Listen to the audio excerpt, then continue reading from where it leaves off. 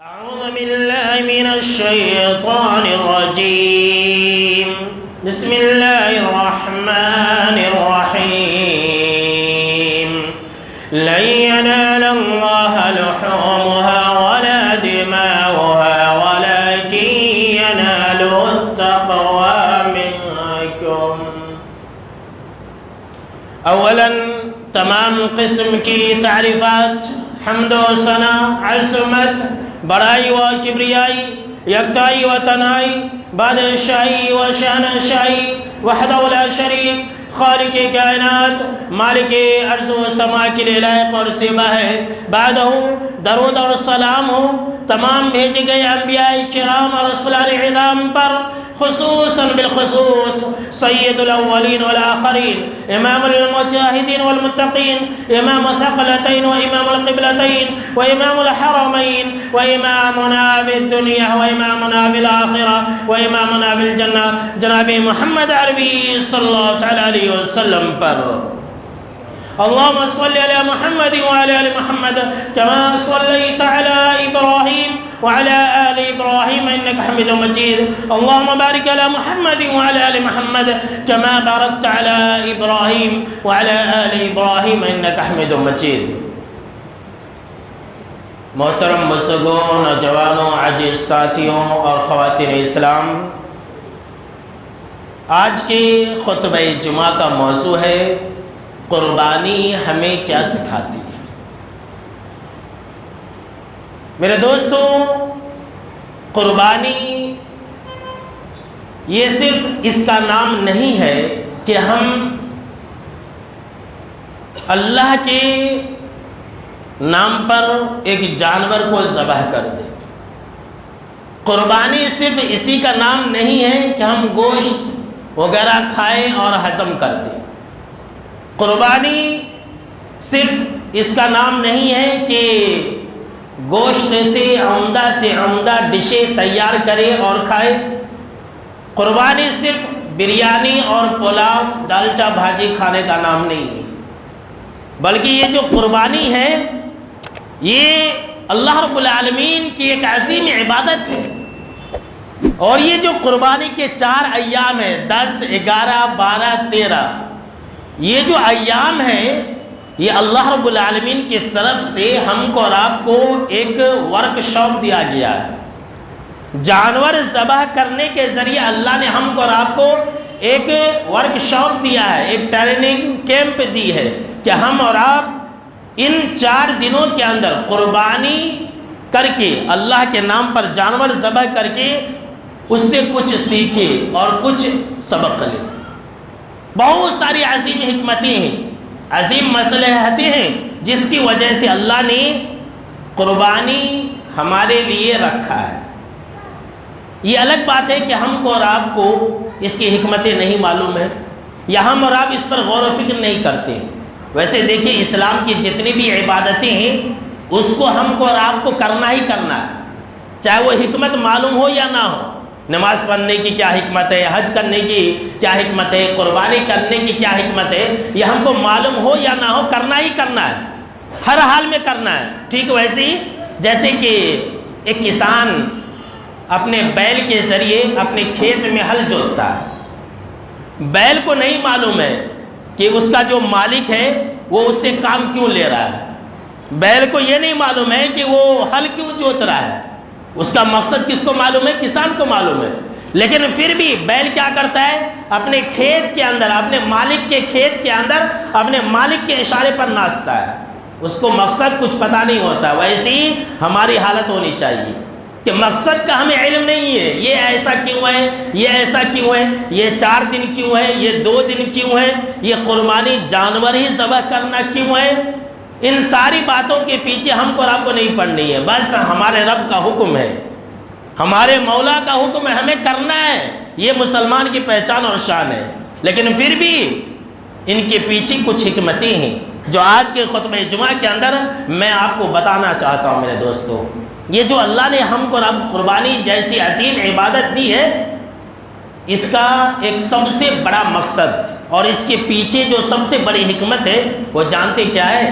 وہ یہ ہے کہ ہمارے دلوں کے اندر اللہ کا ڈر اور خوف پیدا ہو، ہماری تمام عملوں کے اندر اخلاص ہو، ہم متقی بن جائیں، ہم مخلص بن جائیں۔ اسی لیے اللہ نے ہم کو اور آپ کو قربانی جیسی عظیم عبادت سے نوازا ہے۔ اور اسی بات کا ذکر کرتے ہوئے اللہ رب العالمین نے سورہ الحج کے اندر بیان فرمایا کہ لَن يَنَالَ اللَّهَ لُحُومُهَا وَلَا دِمَاؤُهَا وَلَكِن يَنَالُهُ التَّقْوَىٰ مِنكُمْ کہ اے لوگو، یہ جو قربانی کے گوشت ہیں، یہ جو قربانی کے جانور کا گوشت اور خون ہے، یہ اللہ کو مطلوب نہیں ہے، اللہ کو مقصود نہیں ہے، یہ اللہ کے پاس نہیں پہنچتا ہے۔ اگر پہنچتا ہے وَلَكِن يَنَالُهُ التَّقْوَىٰ مِنكُمْ، تمہارے دل کا معاملہ پہنچتا ہے، تمہارے دل کے اندر کتنی تقویٰ ہے، تمہارے دلوں کے اندر کتنا للہیت ہے، اللہ کا ڈر و خوف ہے نہیں، تم کس مقصد کے تحت تم قربانی کر رہے ہو، یہ اللہ دیکھنا چاہتا ہے۔ اور قربانی کے اندر یہ دو سب سے بڑے پیغام ہے کہ ہم اور آپ متقی بن جائیں، ہم اور آپ مخلص بن جائیں۔ اور ہر مسلمان کے لیے یہ دو چیزوں کا ہونا ضروری ہے۔ جب تک تقویٰ نہیں تو کچھ بھی نہیں، چاہے وہ انسان کیسا بھی ہو۔ یاد رکھ لیجئے، دلوں کے اندر اللہ کا ڈر خوف نہیں تو بیکار ہے۔ یہ تقویٰ اسلام کی جڑ ہے۔ یہ جو تقویٰ ہے، آپ صلی اللہ علیہ وسلم نے فرمایا فَإِنَّهُ رَأْسُ كُلِّ شَيْءٍ، ہر چیز کی اصل تقویٰ ہے۔ اور تقویٰ کا مقام یہ دل ہے، یاد رکھ لیجئے۔ لباس، یہ جسم، شکل و صورت، یہ تقویٰ کا مقام نہیں ہے۔ تقویٰ کا مقام یہ دل ہے۔ اور اخلاص، ہمارے ہر عمل کے اندر اخلاص ہونا چاہیے۔ آپ نے موٹی موٹی جانوریں ذبح کر لی، بڑے بڑے جانوروں کی آپ نے قربانی دے دی، لیکن آپ کے عمل میں اخلاص نہیں تو بیکار ہے، کسی کام کی نہیں ہے۔ سن لیجیے، قربانی ہمیں یہی سکھانے آئی تھی کہ ہم جو بھی عمل کریں اللہ کی رضا اور خوشنودی کے لیے کریں۔ ہمارا مقصد یہ ہو کہ اللہ ہم سے راضی ہو جائے، ورنہ ہمارے جتنے بھی نیک اعمال ہیں وہ سب برباد ہو جائیں گے، کسی کام کے نہیں ہیں۔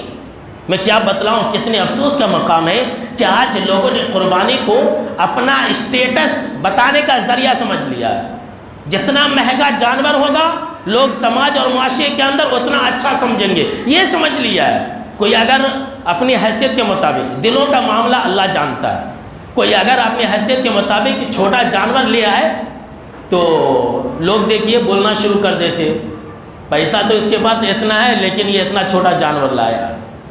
یعنی کہ اسٹیٹس دکھانے کے لیے لوگوں کے شرم اور عار سے آج کل لوگ قربانی کرتے ہیں۔ اور کتنے ایسے لوگ ہیں جو اپنے قربانی کے جانور کو اپنے سوشل اکاؤنٹ پر شیئر کرتے ہیں، قربانی کے جانور کو فیس بک پر، واٹس ایپ کے اسٹیٹس پر لگاتے ہیں، فیس بک پر شیئر کرتے ہیں، انسٹاگرام پر شیئر کرتے ہیں، اور کہتے ہیں کہ بھائی اگر آپ کو ہمارا جانور اچھا لگے تو لائک اور کامنٹ اور شیئر کیجیے۔ یہ کیا چاہ رہے ہیں آج کل لوگ؟ کل سے میں دیکھ رہا ہوں فیس بک کے اوپر لوگ شیئر کر رہے ہیں، جانوروں کو ذبح کر رہے ہیں، وہ بھی شیئر کر رہے ہیں۔ گوشت کو دیکھیے، وہ بھی گوشت لے کر کے شیئر کر رہے ہیں، غریبوں کو دے رہے ہیں، وہ بھی شیئر کر رہے ہیں۔ آخر لوگ کیا چاہتے ہیں؟ کیا اللہ نے ہم کو اور آپ کو اس لیے قربانی دیا تھا کہ ہم ریاکاری کریں، ہم لوگوں کو دکھلانے کے لیے یہ ساری عبادتوں کو انجام دیں؟ یاد رکھ لیجئے، جس عمل میں اخلاص نہیں وہ عمل بیکار ہے۔ رائی کے دانے کے برابر بھی اس کی کچھ حیثیت اور وزن نہیں ہے۔ جناب محمد عربی صلی اللہ علیہ وسلم نے فرمایا ان اخوف ما اخاف علیکم الشرک الاصغر، کہ اے میری امت کے لوگوں، تمہارے اوپر مجھے جس بات کا سب سے زیادہ ڈر اور خوف ہے وہ شرک اصغر کا ہے۔ صحابہ کرام نے کہا کہ شرک اصغر کیا چیز ہے؟ تو آپ صلی اللہ علیہ وسلم نے فرمایا کہ الریا، دکھاوا ہے، لوگوں کے دکھانے کے لیے نیک اعمال کرنا، لوگوں کے دکھانے کے لیے، لوگوں کو خوش کرنے کے لیے نیک اعمال کرنا۔ ابھی کل ہی ایک بھائی بتلا رہے تھے کہ مولانا، ایک آدمی جو ہے ہر سال بڑے میں قربانی کرتا تھا، اب اس سال جو ہے چھوٹے میں قربانی کر رہا۔ کیوں؟ تو وہ انسان بول رہا نہیں، میرا جو جمائی ہے وہ بڑے کا گوشت نہیں کھاتا، میرا جو جمائی ہے وہ بڑے کا گوشت نہیں کھاتا، وہ صرف چھوٹا کھاتا ہے، اسی لیے اب جو ہم اس سال چھوٹے کی قربانی دے رہے ہیں۔ جمائی کو گوشت کھلانے کے لیے قربانی کر رہے ہیں، جمائی کو خوش کرنے کے لیے قربانی کر رہے ہیں، تو یہ تو قربانی ہی نہیں ہے۔ قربانی تو اللہ کی رضا اور خوشنودی کے لیے کی جاتی ہے۔ قربانی کا مطلب ہی یہ ہوتا ہے کہ وہ اعمال جس کے ذریعے انسان اللہ کا قرب حاصل کرنے کی کوشش کرے، چاہے وہ ذبیحہ ہو، چاہے وہ پھر مال ہو، کوئی اور چیز ہو۔ دیکھ رہے ہیں کس طرح سے لوگ اپنے نیتوں کو بدل دیتے ہیں۔ لوگوں کا مقصد کیا ہے میرے دوستو؟ جس قربانی کے اندر اللہ کی رضا اور خوشنودی نہیں، وہ قربانی بیکار ہے، مقصد ہم نے سمجھا نہیں۔ اس کے بعد جناب محمد عربی صلی اللہ تعالیٰ علیہ وسلم نے فرمایا کہ جس دن قیامت کا دن ہوگا، جس دن اللہ فیصلہ کرنے بیٹھے گا، اس دن اللہ رب العالمین ان لوگوں کو اعلان کرے گا، ان لوگوں کو یہ حکم دے گا جو لوگ دنیا کے اندر نیک اعمال لوگوں کو دکھلانے کے لیے کرتے تھے، جو لوگ لوگوں کو دکھلانے کے لیے قربانیاں کرتے تھے، جو لوگ لوگوں کو دکھلانے کے لیے حج اور عمرہ کیا کرتے تھے، جو لوگ لوگوں کو دکھلانے کے لیے صدقہ و خیرات کیا کرتے تھے، ایسے لوگوں کو اللہ رب العالمین کل قیامت کے دن یہ حکم دے گا کہ جاؤ فانظروا هل تجدون عندهم جزاء، کہ جاؤ ان کے پاس جن کو دکھلانے کے لیے تم نے کیا کرتے تھے، کیا آج تمہارے لیے ان کے پاس کوئی اجر اور ثواب ہے؟ انسان کتنا ذلیل اور رسوا ہوگا بھائی، نیکیوں کا اجر اور ثواب کوئی انسان دے سکتا ہے؟ کوئی انسان کیا کوئی مخلوق نہیں دے سکتا ہے۔ اب قربانی کا جو اجر اور ثواب ہے یہ کون دینے والا ہے؟ اللہ رب العالمین ہی تو دینے والا ہے۔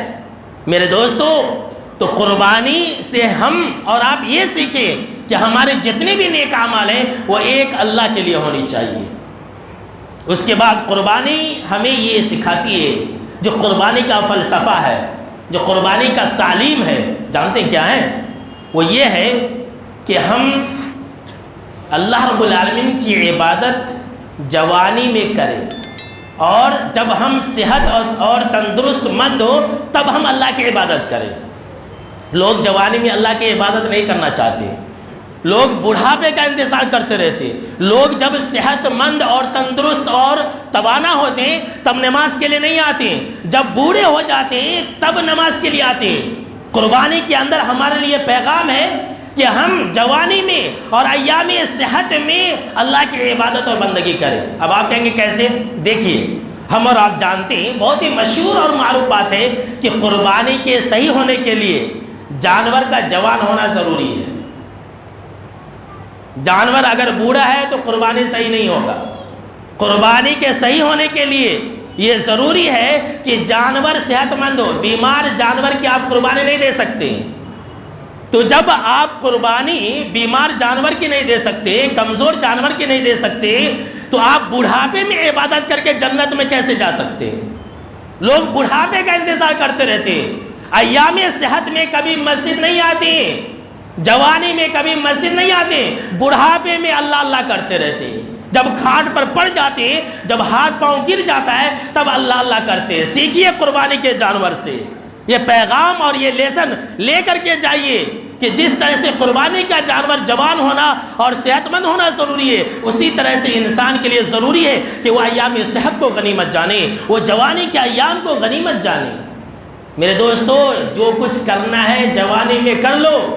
کتنے ایسے بڑھاپے میں نماز پڑھنے والے لوگوں کو میں نے دیکھا ہے، کتنے ایسے بوڑھوں کو ہم نے دیکھا ہے جو نماز پڑھتے ہیں تو رکوع نہیں کرتے، جب رکوع کرتے ہیں تو سجدہ نہیں کرتے، ان کو خیال ہی نہیں رہتا ہے، نہ رکوع سیدھی ہے، نہ سجدہ سیدھا ہو رہا، نہ ارکان سیدھا ہو رہا، نہ نماز کی دعائیں ان کو یاد ہے۔ کیا فائدہ ہوا؟ اصل عبادت تو جوانی میں ہونی چاہیے نا۔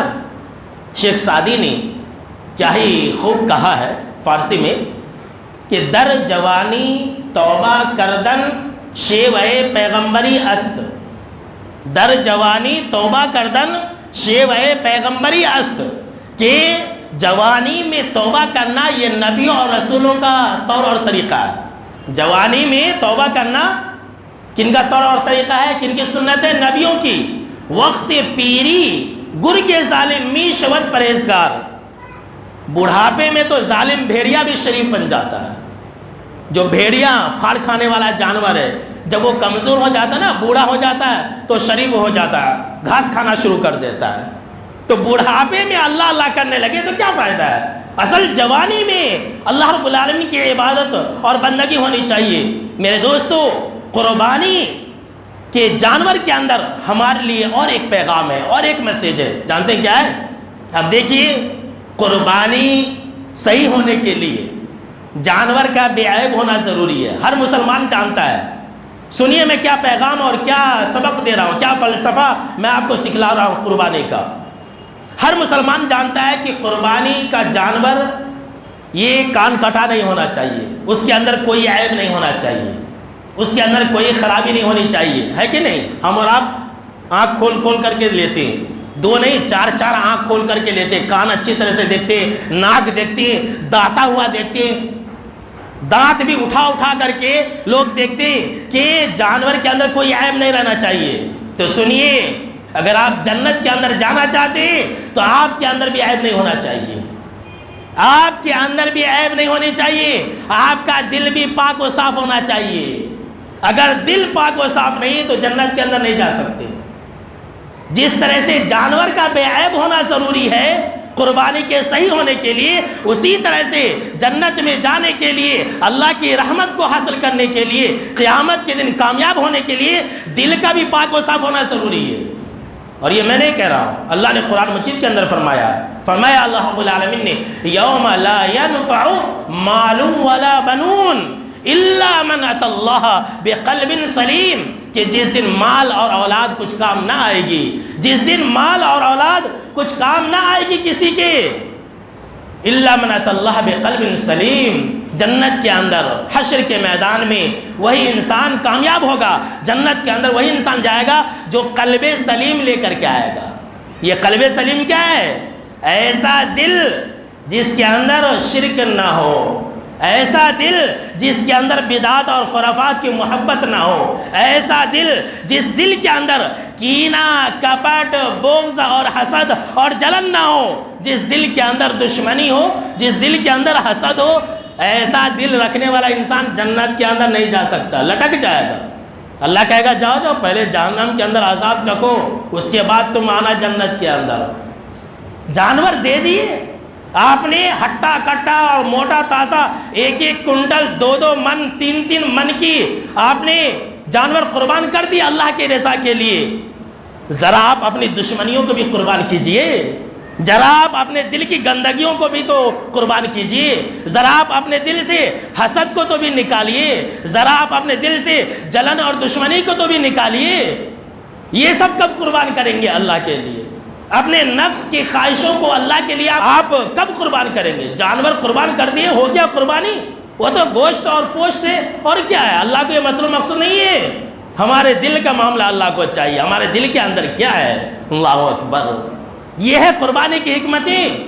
اور سن لیجیے، مسند احمد کی حسن درجے کی روایت ہے، حضرت انس رضی اللہ تعالیٰ عنہ راوی حدیث ہے، لمبی چوڑی حدیث ہے، مختصر جو پوائنٹ والی بات ہے وہ میں بتلا دیتا ہوں۔ آپ صلی اللہ تعالیٰ علیہ وسلم نے ایک صحابی رسول کے بارے میں کہا کہ وہ جنتی ہے، حضرت عبداللہ بن عمرو بن عاص رضی اللہ تعالیٰ عنہ دیکھنے گئے، 3 دن آپ نے ایسا کہا تھا، کہا کہ آخر یہ کیا عمل کرتے ہیں کہ یہ جنت میں گئے؟ 3 دن ان کے گھر میں ٹھہرے، کوئی خاص عمل نہیں تھا، بس جب رات میں کروٹ بدلتی اور الٹ پلٹ کرتے تب جو ہے اللہ کا ذکر کرتے، فرض نماز کو پڑھتے، کوئی خاص عمل نہیں کرتے۔ تو جب انہوں نے پوچھا بھائی آپ کون سا ایسا عمل کرتے ہیں کہ آپ صلی اللہ تعالیٰ علیہ وسلم نے کہا کہ آپ جنت کے اندر ہے، آپ جنتی صحابی ہیں، تب انہوں نے کہا تھا کہ اے عبداللہ بن عمرو بن العاص سنو، میں زیادہ تو کچھ نیک عمل نہیں کرتا ہوں، ذرا سنیے میرے بھائیو، ذرا اپنے رشتوں کی اصلاح کر لینا، ذرا اپنے دلوں کی اصلاح کر لینا، ذرا اپنے معاملات کی اصلاح کر لینا۔ جی ہاں سن لیجیے، کہا کہ دیکھو اعمال تو وہی ہے جو تم نے دیکھا ہے، لیکن ہاں میرے اندر ایک عادت ہے، میرے اندر ایک فطرت ہے، میرے اندر ایک خصلت ہے، وہ یہ کہ میں کسی مسلمان سے دشمنی نہیں کرتا ہوں۔ اللہ اکبر، اگر کسی مسلمان کو اللہ نے نعمتوں سے نوازا ہے تو میں اس نعمت کے ملنے پر اس سے حسد نہیں کرتا ہوں، میرے دل کے اندر دشمنی نہیں ہے، میرے دل کے اندر حسد نہیں ہے، یہ میری عادت ہے، یہ میری خصلت ہے۔ تب حضرت عبداللہ بن عمرو بن العاص رضی اللہ تعالیٰ عنہ نے کہا یہی تو وہ چیز ہے جس نے تمہیں جنتی بنا دیا ہے۔ اللہ اکبر، دیکھا آپ نے؟ تو آپ نماز پڑھتے ہیں، روزہ رکھتے ہیں، آپ اپنے رشتہ داروں سے دشمنی کرتے ہیں، کیا فائدہ ہو گیا؟ آپ نماز پڑھتے ہیں، روزہ رکھتے ہیں، قربانی کرتے ہیں، آپ مسلمانوں سے حسد کرتے ہیں، آپ اپنے بھائیوں سے حسد کرتے ہیں، آپ اپنے رشتہ داروں سے ہم کلام نہیں ہوتے، کیا فائدہ ہوا؟ قربانی دیجئے. 2023 کے اندر اگر آپ نے قربانی دیا ہے، ایک جانور کی ہو یا پھر ایک حصے کی ہو، قربانی قربانی ہے، چاہے وہ 5,000 کی ہو یا پھر 50,000 کی ہو.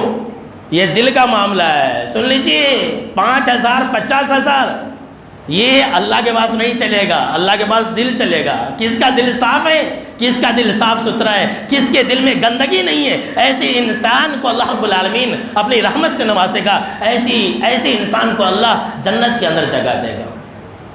تو دل وغیرہ کو صاف کریں گے کہ نہیں کریں گے؟ بولیے بھائی، دیکھ رہے ہیں، سبق سیکھیے. اچھا، اس جانور کے اندر ہمارے لیے اور ایک پیغام ہے. اب جانور، قربانی کا جانور جو ہے، قربانی کے قبول ہونے کے لیے ضروری ہے کہ قربانی کا جانور ہر طرح کے عیب سے پاک ہو.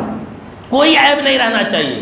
اسی طرح سے جانتے ہیں ہماری عبادتوں کے قبول ہونے کے لیے بھی ایک بات ضروری ہے، وہ یہ ہے کہ ہمارا مال حلال ہو، ہماری بزنسیں حلال ہو، ہماری تجارتیں حلال ہو.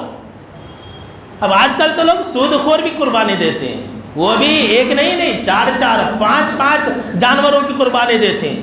سود خور بھی حج کو جاتے ہیں، تو کیا ان کی عبادت قبول ہو جائے گی؟ سیکھیے میرے جماعتی بھائیوں، میرے مسلمان بھائیوں، سیکھیے کہ جس طرح سے جانور کا بے عیب ہونا ضروری ہے، ہر طرح کے عیب سے پاک ہونا ضروری ہے، اسی طرح سے عبادتوں کے قبول ہونے کے لیے مال کا بھی حلال ہونا ضروری ہے.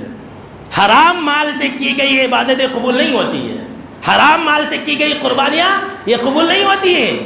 اور اس بارے میں جناب محمد عربی صلی اللہ تعالیٰ علیہ وسلم نے کیا ہی پیاری بات بیان فرمائی ہے. مسلم شریف کی روایت ہے، جناب محمد عربی صلی اللہ تعالیٰ علیہ وسلم نے فرمایا کہ دیکھو اے لوگو، سن لو، ان اللہ طیب لا یقبل الا طیبا، کہ بے شک اللہ پاک ہے اور صرف پاک چیزوں کو ہی قبول کرتا ہے. جی ہاں، سن لیجیے، اللہ پاک ہے اور پاک چیزوں کو ہی اللہ قبول کرتا ہے. ناپاک چیزوں کو اللہ قبول نہیں کرتا.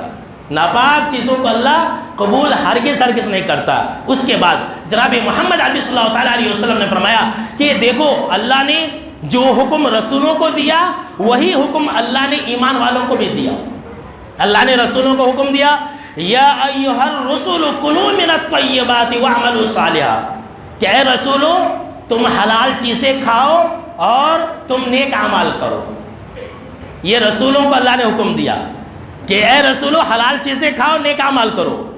اس کے اندر اور ایک حکمت ہے، اگر آپ حلال کھائیں گے تو نیک اعمال کریں گے، اگر حرام کھائیں گے تو نیک اعمال نہیں کریں گے. سن لیجیے، یہ حلال کی اور حرام کی فطرت ہے، خاصیت ہے. حلال کمائی سے انسان نیکیوں کی طرف آتا ہے، نماز کی طرف آتا ہے، اور حرام سے انسان نیکیوں سے بھاگتا ہے، اس کا دل نہیں کرتا. کرے گا، سب کچھ کرے گا، لیکن اس کے دل کے اندر اطمینان و سکون نہیں ہوگا. دل سے نہیں کرے گا، لوگوں کو دکھلانے کے لیے کرے گا. تو کیا فرمایا جناب محمد عربی صلی اللہ تعالیٰ علیہ وسلم نے کہ اللہ نے رسولوں کو حکم دیا کہ حلال چیزیں کھاؤ اور نیک اعمال کرو، اور یہی بات اللہ نے ایمان والوں کو بھی دیا اور کہا کہ یا ایھا الذین آمنوا کلوا من طیبات ما رزقناکم، کہ اے ایمان والو تم حلال چیزیں کھاؤ، جو بھی ہم نے تمہیں حلال چیزیں دے رکھی ہے، جو بھی ہم نے پاکیزہ رزق تمہیں دے رکھا ہے اس سے تم کھاؤ. اس کے بعد جناب محمد عربی صلی اللہ تعالیٰ علیہ وسلم نے ایک ایسے آدمی کا تذکرہ کیا جو سفر سے آتا ہے، پریشان حال ہے، اس کے لباس بھی گندے ہیں، بالا بھی اس کے بکھرے ہوئے ہیں، پریشان ہے. مسافر کی دعا قبول ہوتی ہے. سن لیجیے، مسافر کی دعا دوران سفر اگر حلال دعا ہے، جائز دعا ہے، تو وہ دعا قبول ہو جاتی ہے. وہ مسافر ہے، سفر کی حالت میں دعا کر رہا ہے، دونوں ہاتھ کو اٹھایا ہوا ہے، آسمان کی طرف دیکھ رہا ہے، یا ربی کہہ رہا ہے کہ اے میرے رب، اے میرے رب. رب کا ربوبیت کا واسطہ دے رہا ہے، ربوبیت کا وسیلہ پکڑ رہا ہے، دعائیں کر رہا ہے. دوران سفر بھی ہے، مسافر کی دعا اللہ قبول بھی کرتا ہے. لیکن جناب محمد عربی صلی اللہ تعالیٰ علیہ وسلم نے فرمایا وَمَطْعَمُهُ حَرَامٌ، اس انسان کا کھانا پینا حرام کا ہے، حرام کی کمائی کر رہا ہے. اس انسان کا جو لباس ہے، جو ڈریس پہنا ہے، جو کپڑا پہنا ہے، وہ بھی حرام کا ہے. وَغُذِيَ بِالْحَرَامِ، اس کی پرورش بھی حرام سے ہوئی ہے، اس کے باپ نے بھی حرام سے پرورش کی ہے. فَأَنَّىٰ يُسْتَجَابُ لِذَلِكَ، تو اس کی دعا اللہ کیسے قبول کرے گا؟ اللہ اکبر، اللہ کی پناہ. سفر کی حالت میں دعا کر رہا ہے، رو کر کے گڑ گڑا کر کے دعا کر رہا ہے، لیکن کھانا پینا پرورش سب حرام کا ہے تو اللہ ایسے انسان کی دعا قبول نہیں کرتا۔ جب ایک دعا حرام کمائی کی وجہ سے اللہ قبول نہیں کرے گا تو قربانی حرام کمائی سے اللہ کیسے قبول کر لے گا؟ حرام کمائی سے اللہ حج کو کیسے قبول کر لے گا؟ جی ہاں، سن لیجیے، تو ہمارے لیے اس کے اندر ہی پیغام ہے کہ ہم جو ہے حلال کمائی کریں۔ حلال کمائی جس طرح سے ہم اور آپ بے عیب جانور لاتے ہیں اسی طرح سے ہم اور آپ حلال کمائی کریں۔ اگر ہم اور آپ حرام کمائی کریں گے تو لاکھ کی، 2 لاکھ کی، 1 کروڑ کی آپ بکرا دے لیں، اللہ قبول نہیں کرے گا۔ اللہ کو مطلوب مقصود ہی نہیں ہے، اللہ حرام چیزوں سے کی گئی عبادتوں کو قبول نہیں کرتا ہے۔ میرے دوستو، قربانی کا جو فلسفہ ہے، قربانی کی جو حکمتیں ہیں، قربانی کی جو تعلیم ہے، قربانی کا جو ایک سبق ہے وہ ایک بہت بڑا سبق ہے۔ وہ جانتے کیا ہے؟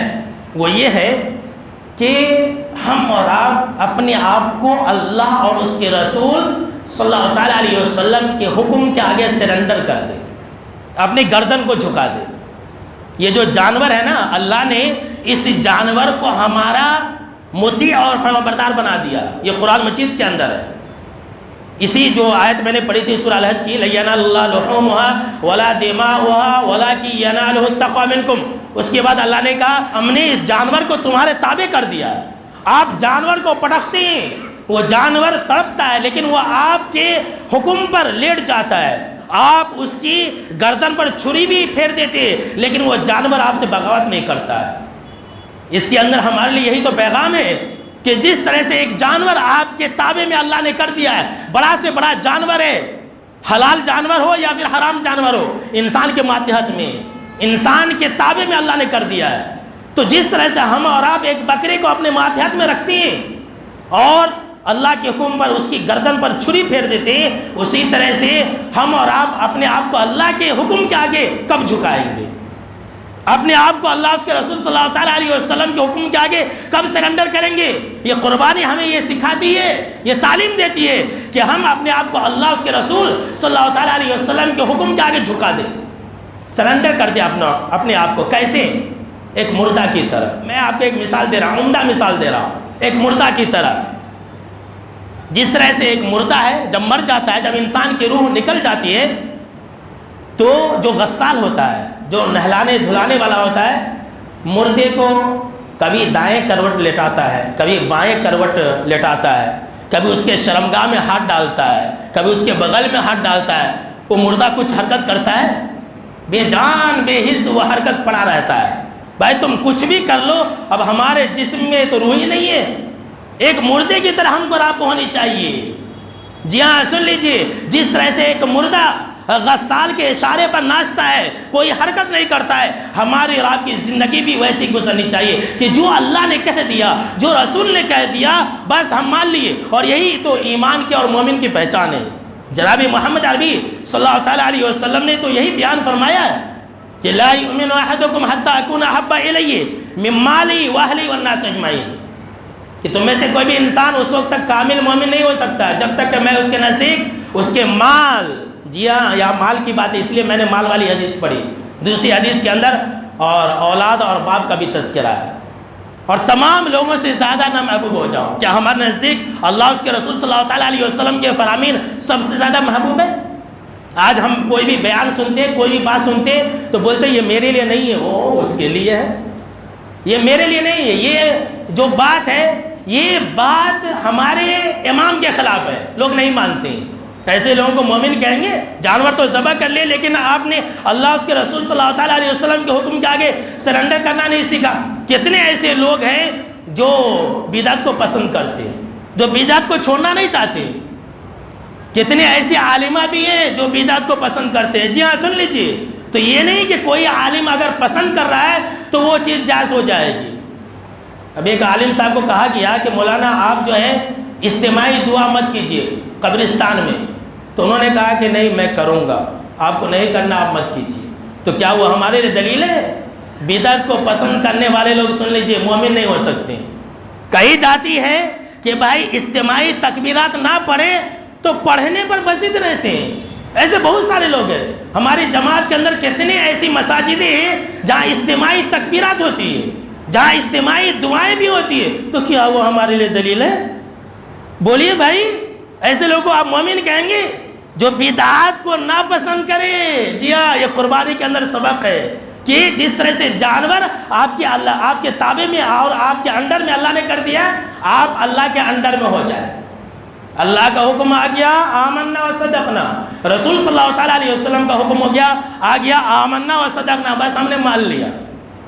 جی ہاں، سن لیجیے، اگر آپ کے اندر یہ صفت ہے تو قربانی کا فائدہ ملا ہے، اور اگر نہیں ہے تو کچھ نہیں، بیکار ہے. میرے دوستو باتیں بہت ہیں، 10 پوائنٹ میرے پاس ہے. سب سے آخری بات سن کر کے اپنی بات کو ختم کرتا ہوں. قربانی ہمیں یہ سکھاتی ہے کہ ہم نمازی بن جائیں. سب سے اہم بات سن لیجیے، یہ ساری باتیں ایک طرف، نمازی بننے کی بات ایک طرف. قربانی ہمیں یہ سکھاتی ہے کہ ہم نمازی بن جائیں. کیوں؟ اس لیے کہ انا اعطیناک الکوثر کے اندر اللہ نے یہی بیان فرمایا فصلی لربک وانحر، کہ اے نبی صلی اللہ تعالیٰ علیہ وسلم آپ اپنے رب کے لیے نماز پڑھیے، قربانی کیجیے. نماز اور قربانی دونوں کا اللہ نے ایک ساتھ ذکر کیا ہے. آپ نماز پڑھتے ہیں، قربانی نہیں کرتے ہیں، طاقت رکھنے کے باوجود تو بیکار ہے. آپ جو ہے قربانی کرتے ہیں لیکن نماز نہیں پڑھتے تو بیکار ہے. نماز ہے تو قربانی ہے، نماز ہے تو حج ہے، نماز ہے تو روزے ہے، نماز ہے تو زکوٰۃ ہے، نماز ہے تو عمرے ہے. غرض کی جتنی بھی عبادتیں ہیں نماز کے بعد ہے.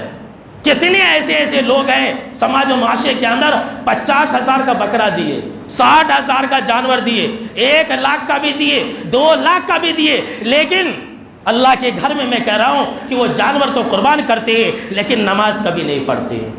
جمعہ کو بھی آتے ہیں تو آتے، نہیں آتے تو نہیں آتے.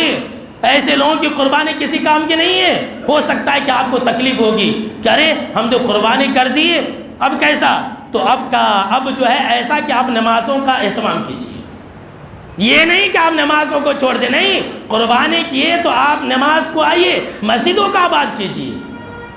جناب محمد عربی صلی اللہ تعالیٰ علیہ وسلم نے فرمایا کہ دیکھو، جو انسان فمن ادھا بحقھا، جو انسان نماز کو اس کے تمام حقوق اور واجبات کے ساتھ ادا کرے گا، قبلت منہ وقبل منہ سائر عملی، تو اس کے جتنے بھی نیک اعمال ہیں وہ سب قبول کیے جائیں گے، سب نیک اعمال. اور اگر جس نے نماز کو پڑھا نہیں، قربانی تو کیا، لیکن نماز کبھی پڑھا نہیں، ظہر عصر مغرب عشاء کبھی نہیں پڑھا، 5 وقت کی نمازوں کا اہتمام نہیں کیا، تو جناب محمد عربی صلی اللہ تعالیٰ علیہ وسلم فرمایا رد علیہ سائر عملی، تو اس کے جتنے بھی نیک اعمال ہیں سب برباد ہیں. نماز برباد تو قربانی برباد. تو میرے دوستو، آپ نے قربانی کیے، نماز پڑھیں گے نہیں پڑھیں گے؟ انشاءاللہ آج عصر سے نماز پڑھنا ہے، سب کو پڑھیں گے نا؟ میرے دوستو، ہم اور آپ کتنے بدنصیب ہیں، کتنے گئے گزرے کہ دکان کے چکر میں نماز نہیں پڑھتے، اپنی تجارت کے چکر میں نماز نہیں پڑھتے، قربانی کر لیتے ہیں لیکن اپنی بزنس اور لین دین کے معاملے میں نمازوں کا اہتمام نہیں کرتے. آئیے میں آپ کو قرآن مجید کی سورۃ طٰہٰ کی ایک آیت سنا کر کے اپنی بات کو ختم کرتا ہوں. اللہ رب العالمین نے قرآن مجید کے اندر فرمایا کہ اے ایمان والو، نماز قائم کرو، اپنے گھر والوں کو نماز کی تلقین کرو اور خود بھی تم نماز پڑھو. وَأَمُرْ أَهْلَكَ بِالصَّلَاةِ وَاصْطَبِرْ عَلَيْهَا، اپنے بیوی بچوں کو بھی نماز پڑھنے کی تلقین کرو اور اس پر بھی جم جاؤ.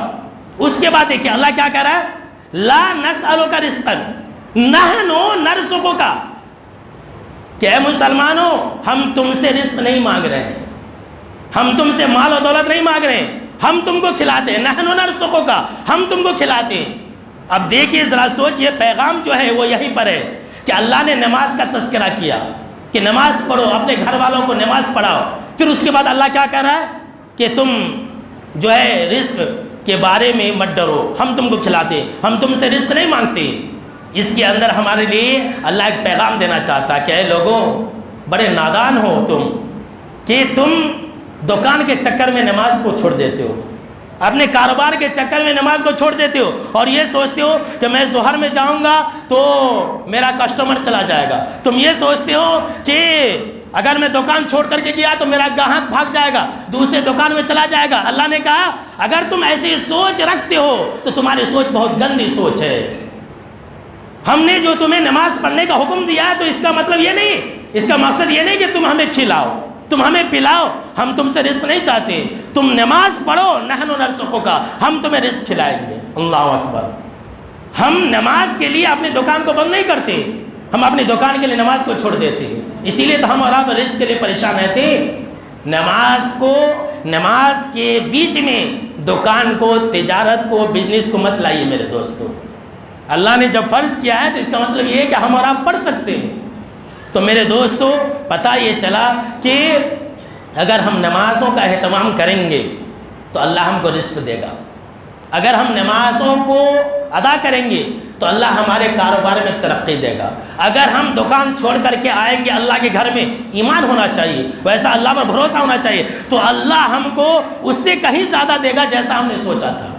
تو نمازوں کا اہتمام کریں گے انشاءاللہ۔ اللہ رب العالمین سے دعا ہے کہ اللہ رب العالمین ہم کو اور آپ کو ہمیشہ حال میں 5 وقت کی نمازوں کی پابندی کرنے والا بنائے، آمین۔ اور اللہ رب العالمین سے یہ بھی دعا ہے کہ اللہ ہمارے اور آپ کی قربانیوں کو قبول فرمائے۔